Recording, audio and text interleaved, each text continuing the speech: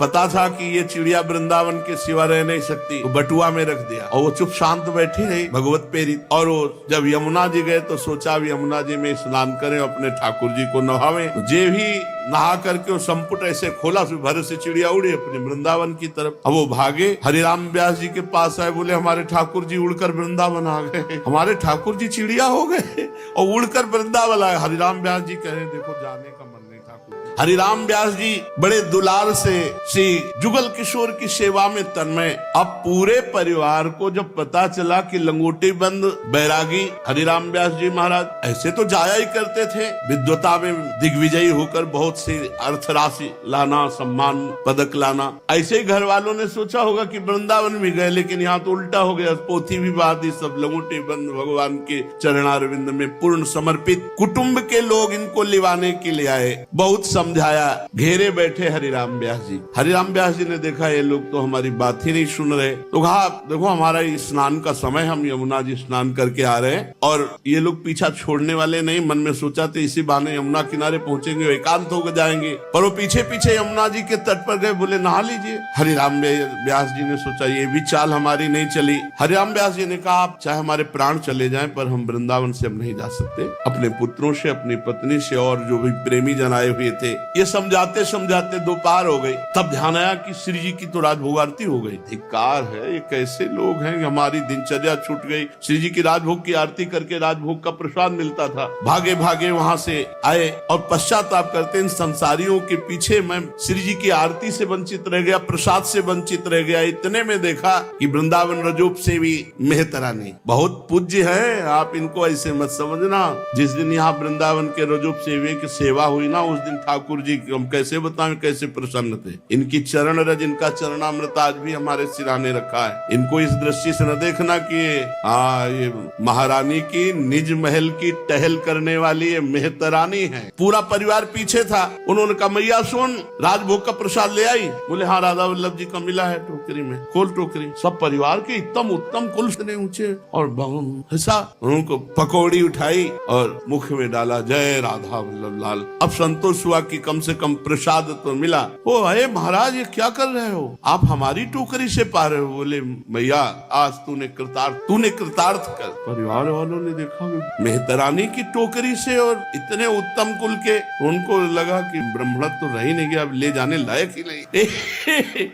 एक पकौड़ी सब जग छूट। हरिराम व्यास जी का बड़े समझाने समझ में नहीं आ रहे थे। अब दोबारा किसी ने नहीं कहा कि महाराज ओरछा चलो। हरिराम व्यास जी ने एक प्रसाद की पकौड़ी का चमत्कार कि जो घंटों से हम शास्त्र की बातें समझा रहे थे परिवार वालों की समझ में, उस समय पांडित्य का बहुत बड़ा प्रभाव था। हरिराम व्यास जी ने कहा संसार छूटा। भगवान का प्रसाद कितना महत्वशाली है कि संसार छूट। ये बात समझना बहुत कठिन है। देह का भाव, जाति का भाव, कुल का भाव, सम्मान का भाव, प्रतिष्ठा का भाव, ये छोड़ना बहुत कठिन होता है। परिवार के लोग सोचे कि ये तो भ्रष्ट हो गए, मेहतरानी के एक पकौड़ी सब जग प्रपंच छूट गया।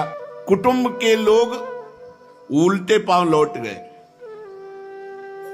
जब ओरछा नरेश महाराज मधुकर शाह जी ने सुना तो उनकी और श्रद्धा हुई, क्योंकि महाभागवत थे। वो लगा गुरुदेव अब जाति कुल लोक मर्यादा के ऊपर उठ चुके हैं। प्रेम धाम में भगवत प्रसाद की महिमा की रक्षा की, भगवत प्रसाद को पाया और सब सीधे बहुत बड़े महाभागवत और महाबली थे।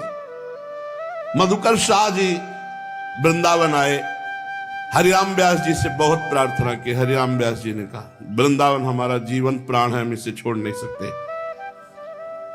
अब उनको कोई उपाय नहीं सूझा तो पता चला कि अगर हरिवंश महाप्रभु कह दे, गुरुदेव कह दे, तो ये आज्ञा नहीं टाल सकते। अतः वह हरिवंश महाप्रभु के पास गए और साष्टांग दंडवत की और कहा महाराज मेरे हृदय में एक प्रश्न है, आप समाधान कर दीजिए।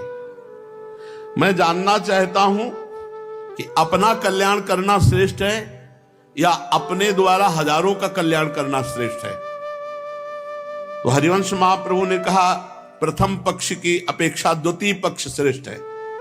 तब उन्होंने कहा कि महाराज मेरा नाम मधुकर शाह है और हमारे गुरुदेव है हरिराम व्यास जी। अगर ये वृंदावन रहेंगे तो इनका परम कल्याण होगा, लेकिन अगर वो ओरछा पहुंच गए तो लाखों का कल्याण कर देंगे।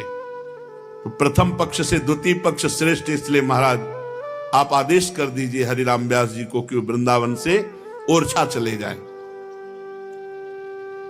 हरिवंश महाप्रभु ने कहा ठीक है। श्री व्यास जी उस समय एकांत सेवन मधुकर शाह जी की बात सुनकर के एक वैष्णव गया और बताया कि गुरुदेव हरिवंश महाप्रभु ने आदेश कर दिया है कि आप वृंदावन से ओरछा चले जाएं और वहां लाखों का कल्याण करें। महाप्रभु हरिवंश चंद्र जी ने कह दिया, राजा को आज्ञा दे दी।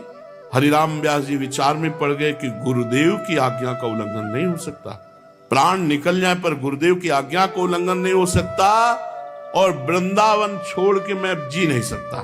तो मुख पे कालिक पोती और दौड़ दौड़ करके एक एक वृंदावन के वृक्ष को ऐसे हृदय से लगा के विलाप करते, हा वृंदावन मैं तुम्हारे बिना जी नहीं सकता। अंदर की आसक्ति प्रबल वृंदावन से लिपट कर रो रो कर कहते कि हे वृंदावन के वृक्ष, आप हमारे माता हो, आप पिता हो, आप हमारे भाई हो, आप हमारे बंधु, आप हमारे कुटुंब हो, आप हमारे परिवार हो, आप हमारे इष्ट हो। वृंदावन के रूख हमारे माता पिता सुत बंध, मैं आप लोगों से बिछुड़ कर जी नहीं सकता। हे वृंदावन की लताओं, हे वृंदावन के खगमृग पशु पंछियों, विलाप। और किसी ने जब ये हरिराम व्यास जी की विकलता देखी तो हरिवंश महाप्रभु से बताया कि प्रभु वो तो प्राण छूट जाएंगे आपकी आज्ञा का पालन करने के लिए। वो अगर कदम बढ़ाएंगे तो वृंदावन से बाहर उनका शरीर, केवल प्राण तो यही निकल जाएंगे। हरिवंश महाप्रभु बहुत प्रसन्न, मैं देखना चाहता था कि वृंदावन के प्रति कितना प्रेम है। मधुकर शाह जी हरिराम व्यास जी को बताने गए कि हरिवंश महाप्रभु ने आदेश कर, लेकिन जे ही देखा ये विरह, मुंह में कालिक पोते और वृंदावन साष्टांग दंडवत की ओर कहा, प्रभु गुरुदेव आप प्रसन्न रहिए, मैं कभी भूल ऐसी नहीं करूंगा, कभी नहीं कहूंगा कि आप वृंदावन। और तुरंत वापस हो गए। इस हरिवंश महाप्रभु के समीप जब आए, महाप्रभु ने कहा कालिक क्यों पोत ली? वृंदावन के प्रति इतनी प्रीता है पर कालिक क्यों पोती? तो उनका प्रभु संसार का त्याग करके जब कोई धाम आता है तो उसका मुख उज्जवल होता है, और धाम का त्याग कर जब संसार में जाएंगे तो कालिक पोतनी ही पड़ेगी। प्रभु ये मुख दिखाने लायक नहीं अगर धाम छोड़कर हम संसार में जाए। हरिराम व्यास जी हरिवंश महाप्रभु के प्राणों से भी अधिक थे निष्ठा। देखो यहां दिखाया कि गुरु भी आदेश कर दे तो विकल होकर के उनके आदेश का परिवर्तन करवाना चाहिए। हरिवंश महाप्रभु बहुत प्रसन्न हुए। वृंदावन की विरहाग्नि उनके हृदय में जो जगी, जो एक मुख में कालिक पोत कर चेष्टा। श्री ओरछा नरेश जब गए तब जाकर के महिमा गाई हरिराम व्यास जी, तब उनके परिवार को लगा अच्छा इस कोटि के महापुरुष। तो पूरा परिवार वृंदावन आया, हरिराम व्यास जी से प्रार्थना की कि अब हम एक साथ रहकर जुगल किशोर की सेवा करेंगे। हरिराम व्यास जी ने मना कर दिया। फिर वो सब हरिवंश महाप्रभु के पास गए, प्रार्थना की कि हम सब कुछ छोड़कर पूरा परिवार वैराग्यवान होकर इन्हीं के साथ रहकर ठाकुर सेवा करेंगे, संत सेवा करेंगे। महाप्रभु ने आज्ञा कर दी। संत और भगवंत सेवा की भावना और गुरुदेव की आज्ञा, तो तत्काल अपने परिवार को हरिराम व्यास जी ने स्वीकार कर लिया। संत सुख देन बैठे संग ही प्रसाद लेन, परोसतिया सब भांतिन प्रवीण है। दूध बरताई ले मलाई छिटकाई निज, खीजी उठे जान पति पोषति नवीन है। सेवा सो छुटाए दई अति अनुमनी भई, गई भूख बीते दिन तीन तन छीन है। सब समुझावे तब दंड को मनावे, अंग आभरण बेच साधु जेवे यो अधीन होए। हरिराम व्यास जी ने परिवार को स्वीकार किया। अब रोज संत सेवा, जो भिक्षावृत्ति से संत रसिक जन वृंदावन वास करते, सबको सुंदर सुंदर भोग बनाकर पवाना, ठाकुर जी को पवा के उनका प्रसाद पवाना और आग्रह करके संतों को पवाते। एक दिन की बात है, संतों की पंक्ति में हरिराम व्यास जी भी बैठे हुए थे और सब संतों को भोग परोसा जा रहा था। इनकी पत्नी बहुत प्रवीण थी रसोई बनाने में, सुंदर सुंदर भोग पदार्थ, दूध परोस रही थी, पका हुआ दूध। स्वाभाविक मलाई हरिराम व्यास जी के कटोरे में गिर गई। हरिराम व्यास जी ने संतों की तरफ देखा और अपने बहुत क्रोधित हुए और उसी समय कहा कि ये शरीर तुम्हारा पति है, इसलिए इसको मलाई, और हमारे प्रीतम संत जन है, इनको केवल दूध। तुम्हारी अभी भेद बुद्धि है संत सेवा में, जाओ मैं तुम्हारा त्याग करता हूं। जबकि ऐसा कोई भाव नहीं था, स्वाभाविक घटना घटी। स्वाभाविक ऐसे परोसते हुए मलाई उनके उसमें चली गई, बिल्कुल ऐसा भाव नहीं था। अब तो संतों के सामने डांट लगा दी और सेवा से निष्कासित कर दिया, अलग कर दिया। अब बहुत उदास और बहुत खिन्न हो गई, न जल पिया न भोजन पाया। जब 3 दिन व्यतीत हुए, शरीर अत्यंत क्षीण होने लगा, तो संतों ने बताया, हरिराम व्यास जी से प्रार्थना की कि बिल्कुल कोई ऐसा इनका भाव नहीं। हम देखते हैं समान भाव से संतों के प्रति इनका भाव है। तो उन्होंने कहा बिना दंड के, बिना प्रायश्चित के हम सेवा में नहीं लेंगे। तो संतों ने कहा क्या दंड? उनका जितने सुहाग के आभूषण हैं सब आभूषण बेच करके भंडारा करें, संतों को पवावे, तब हम इनको सेवा में लेंगे। उस समय 20,000 रुपए के आभूषण बिके थे। हरिराम व्यास जी की पत्नी ने अपने समस्त सुहाग के आभूषण बेच करके संतों को भोग पवाया। हरिराम व्यास जी ने कहा, विनती सुनिए वैष्णव दासी, जा शरीर में बसत निरंतर नरक व्याधि पित्त खासी।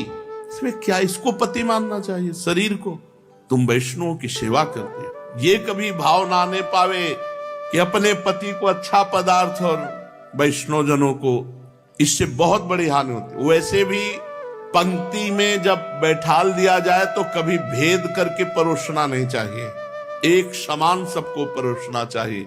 अगर ऐसा हुआ कि पंक्ति में कुछ और चला और आप अलग और कुछ पाए अच्छे पदार्थ, वो अच्छे पदार्थ आपकी बुद्धि को भजन रहित कर देंगे। जो पंक्ति में चले वही पाओ। अगर पंक्ति के विलग कुछ, तो फिर वो इस शरीर का राग त्याग करके भगवत अनुराग करना चाहिए। हरिराम व्यास जी की बेटी थी, रत्नाबाई नाम था। सुता को विवाह भयो बड़ो उत्साह कियो, नाना पकवान सब नीके बनी आए हैं। भक्तन की सुधि करी खरी अरबरी मति, भावना करत भोग सुखद लगाए हैं। आए गए साधु सो बुलाए, कहीं पावे जाए, पोटन बंधाए चाहे कुंजन पठाए हैं। बंसी पहिराई दुज भक्ति ले दृढ़ाई, संत संपुट में चिरैया दे हित सो बसाए हैं। बेटी के ब्याह में बारात आती है, बहुत से बाराती आते हैं, बड़े पकवान बनाए गए सब, जैसे राजा महाराजा के यहाँ स्वागत होता है।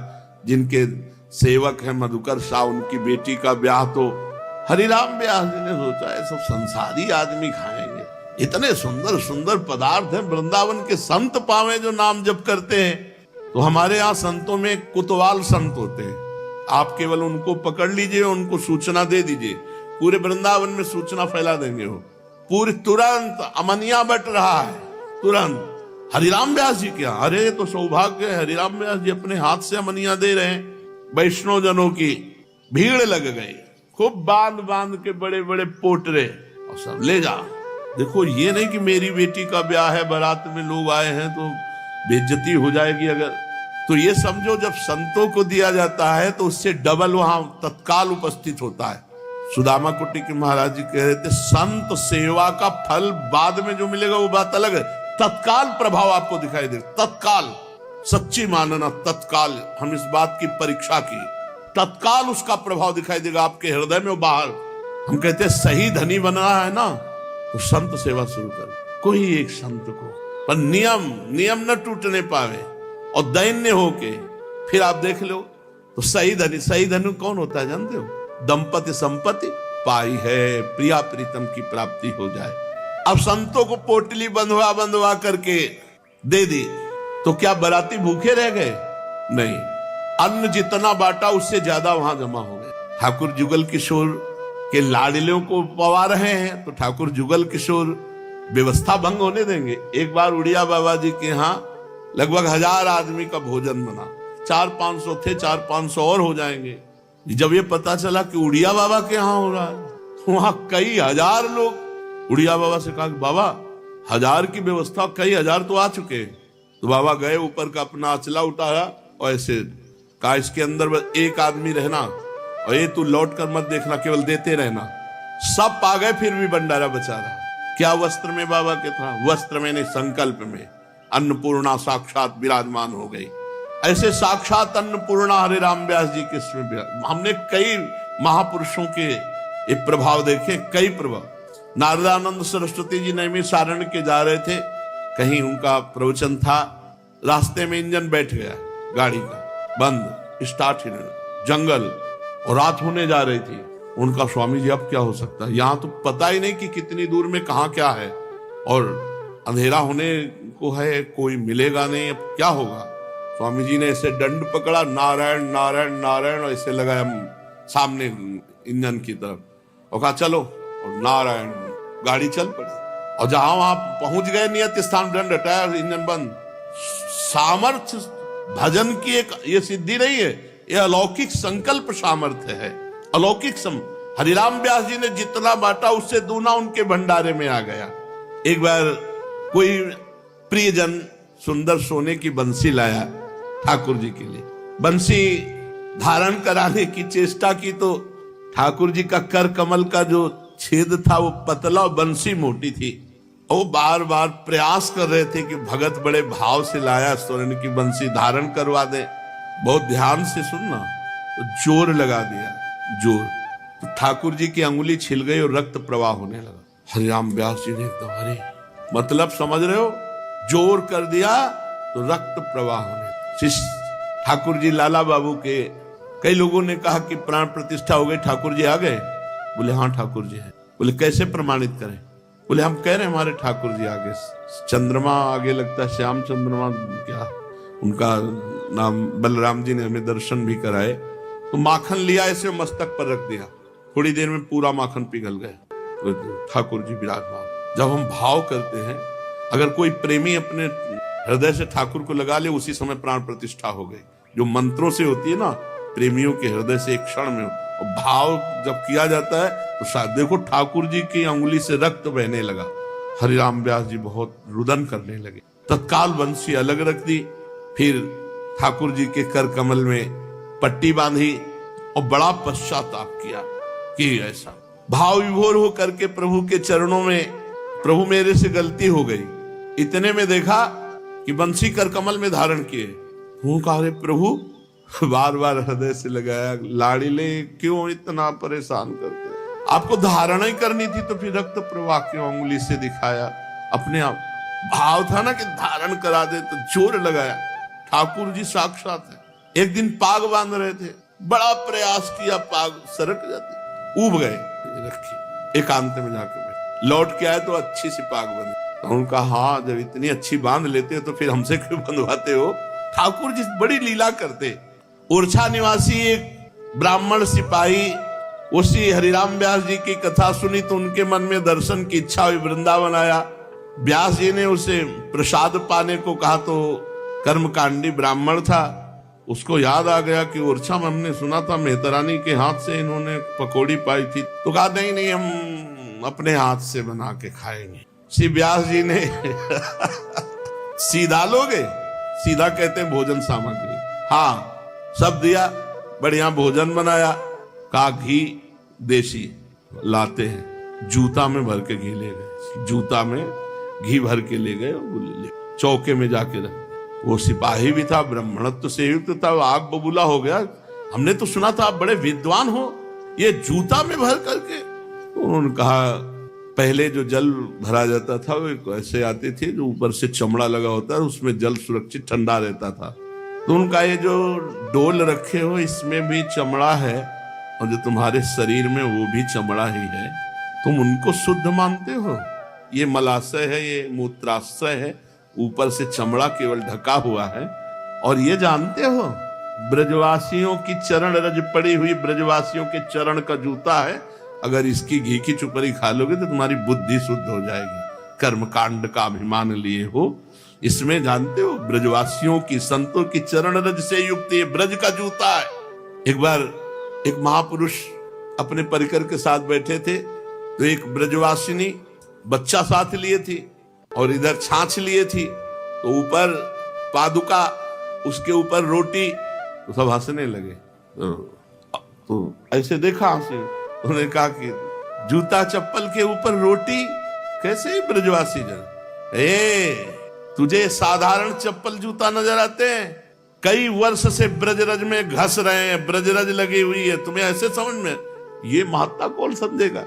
श्री ब्रजरज और संत रज, भक्त रज इसमें मिली हुई है। अरे आंखें खोल कर्मकांडी जाति अभिमानी, तू अपने, जब हरिराम व्यास जी ने उपदेश किया तो चरणों में गिर गया। एक होता है साधारण उपदेश करना, एक होता है अपने अध्यात्म से जब, तो सामने वाले का परिवर्तन होता ही है। व्यास जी की कृपा से वो भी जाति अभिमान से मुक्त होकर भक्त बना।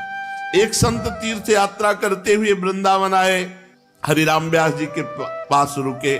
वो बहुत सुंदर कीर्तन और पद गायन करते थे। हरिराम व्यास जी को बड़ा सुख मिलने लगा, खूब खवाते पिलाते आराम से। अब जब वो संध्या काल में बैठते, संत भगवान जो आगंतुक थे, इतना सुंदर शैली पद गाने की, नाम कीर्तन की, कि हरिराम व्यास जी झूम उठते। रोज वो संत अब आज्ञा मांगते कि अच्छा आज जाने दो, आज रुक जाओ, आज हमारे ठाकुर जी का ये उत्सव, आज ये उत्सव। बहाने से रोज रोकते, क्योंकि वो घंटों पद सुनाते श्री जी के और नाम कीर्तन करते। आज अच्छा बस अमावस्या कल है, अमावस्या कल लो, फिर आप चले, बस अब तो अमुक तिथि है, अमुक तिथि, आज तो जुगल किशोर का ये उत्सव। ऐसे करते हुए वर्ष व्यतीत हो गया, साल। संत जी ने कहा आप तुम्हारी बात नहीं मानेंगे, अब हम जाएंगे। बड़ा दुख हुआ हरिराम व्यास जी को। रोज पद सुनाते, रोज नाम कीर्तन सुनाते। अब संत जी ने निश्चय कर लिया हमारे ठाकुर जी दे दो। तो जुगल किशोर जहां विराजमान थे, वहीं शालिग्राम विराजमान उनके ठाकुर जी। व्यास जी के संत और आवे, हमारे पास रुके, पद सुनावे। इस लोभ से कहा अच्छा ठाकुर जी को नहला धुलाकर भोग लगाकर फिर आपको देते हैं। पर्दा कर दिया।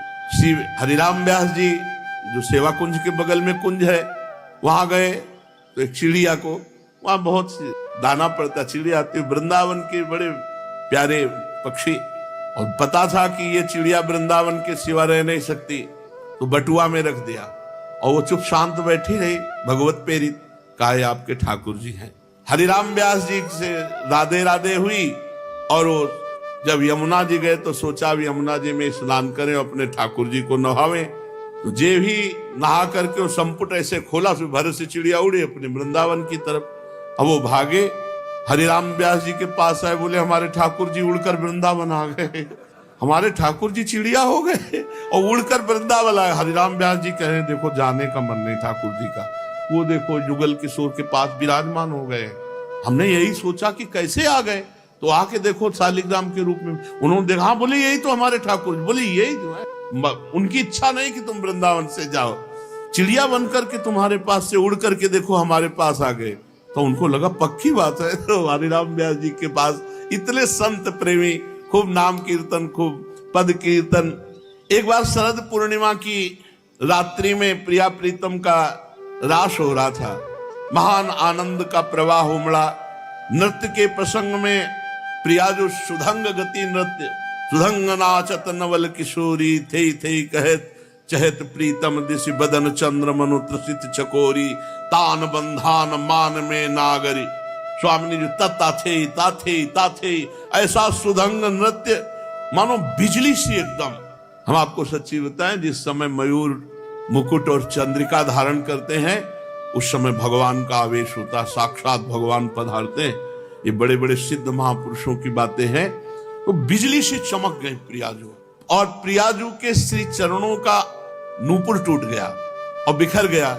हरिराम व्यास जी ने तत्काल नूपुर बिने और अपना यज्ञोपवीत तोड़ दिया।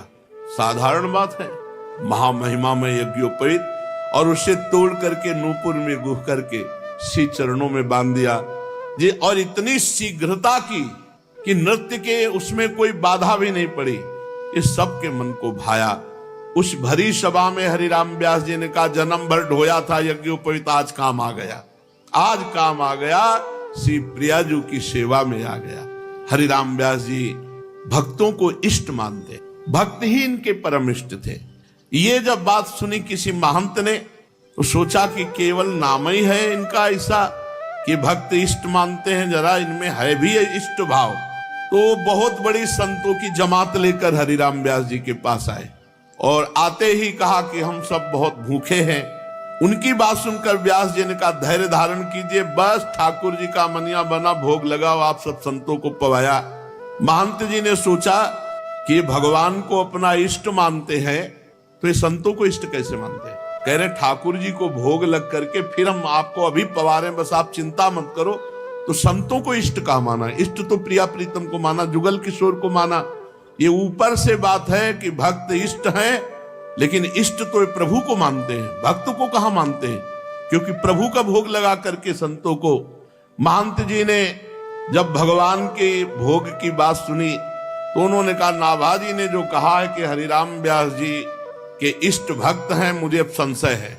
उन्होंने मन में श्री व्यास जी के भाव पर शंका की, इतने में भगवत प्रसाद आ गया।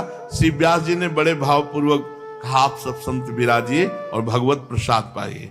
महंत जी 2-4 ग्रास प्रसाद पाकर उठ गए, बहुत पेट में मानो पीड़ा हो गई हो। तब व्यास जी ने उनकी पत्तल समेट ली और बोले अहो संत कितने कृपाल होते हैं, कितना प्रसादी छोड़ा कि आज आनंद आ जाएगा। और कहा कि लाओ अमनिया, और अमनिया मंगाकर कहा महाराज पाइए। महंत जी के होश उड़ गए तो उनका हाँ महाराज, ठाकुर जुगल किशोर जी ने बता दिया है कि आप यही परीक्षा लेने आए हो ना कि भक्त के इष्ट भाव में ये हरिराम व्यास जी रहते हैं या प्रभु के इष्ट भाव में रहते हैं।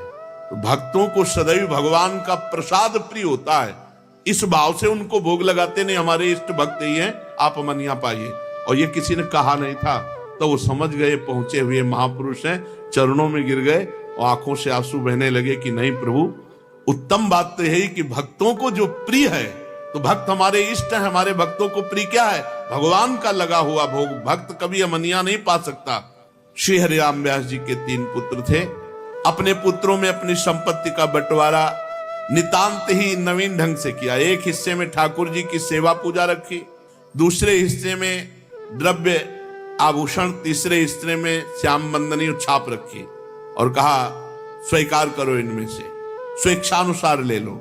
बंटवारे का अद्भुत ढंग देखकर प्रथम तो पुत्रों को बड़ा सोच हुआ कि कौन क्या ले। फिर बाद में ज्येष्ठ पुत्र ने धन लिया, बड़े पुत्र ने, मंझले पुत्र ने ठाकुर जुगल किशोर की सेवा ली और तीसरे पुत्र श्री किशोर दास जी ने छाप, श्याम बंदनी, ललाट पर तिलक और गले में माला। श्री हरिराम व्यास जी ने किशोर दास जी को कहा कि स्वामी जी के चरणों का आश्रय लो। श्री स्वामी हरिदास जी ने किशोर दास जी को छाप दिया, अपना शिष्य बनाया।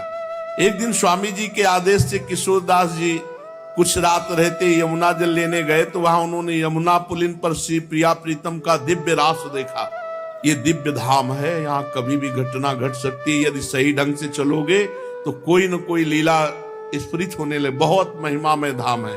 भाव की उमंग में श्री किशोर दास जी ने उसी समय स्वरचित एक पद गाया, जिसे ललितादि सखियों ने तत्काल सीख लिया। और फिर जब भावना में स्वामी श्री हरिदास जी रास क्रीड़ा का ध्यान कर रहे थे तो रास में वही पद श्री ललिता सखी ने गाकर सुनाया, जो स्वामी जी का मन हरण हो गया।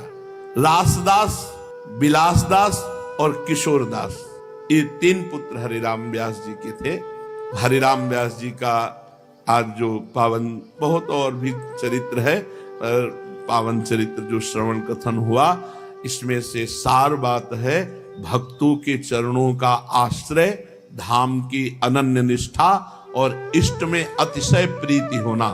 भक्तों के चरणों में पूर्ण नमन, धाम की निष्ठा और इष्ट चरणों में प्रीति होना, इसी से जीवन में सब परम लाभ जो हैं, जितनी अध्यात्म की ऊंचाइयां हैं, वो सब आ जाएंगी। बस 3 बात पकड़ लो, भक्तों के चरणों में नमन। कैसे किसी भी संप्रदाय के कोई भी संत महात्मा, गृहस्थ, वैष्णव, तिलक कंठी, तुरंत नमस्कार, ऐसे ग्रीवा हो जाए और इष्ट में प्रीति और धाम की निष्ठा, इसी से सब प्राप्त हो जाता है। शेष चर्चा आगे। श्री राधा वल्लभ लाल की।